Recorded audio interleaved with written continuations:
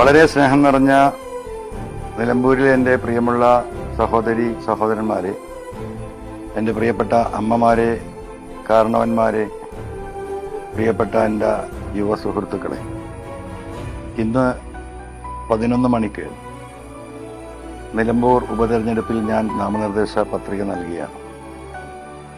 എൻ്റെ ജനങ്ങളോട് എനിക്ക് ഇനി ഒന്നും വിശദീകരിക്കാനില്ല. എല്ലാം അറിയുന്നവരാണ് നിങ്ങളെല്ലാവരും.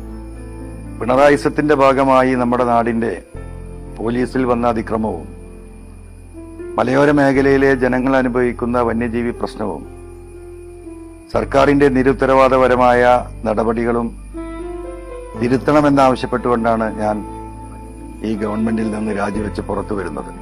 നിങ്ങൾക്ക് അറിവുള്ളതാണ്. ഇന്ന് ഞാൻ ഒറ്റപ്പെടുകയാണ്.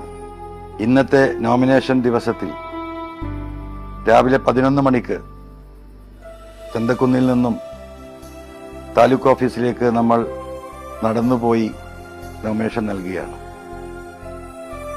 അൻവറിന്റെ കൂടെ ആരുമില്ല എന്ന് കൊട്ടിഘോഷിക്കപ്പെടുന്നവരാണ് നമുക്ക് ചുറ്റും. എൻ്റെ കൂടെയുള്ളവർ സാധാരണക്കാരായ നിങ്ങൾ മാത്രമാണ്.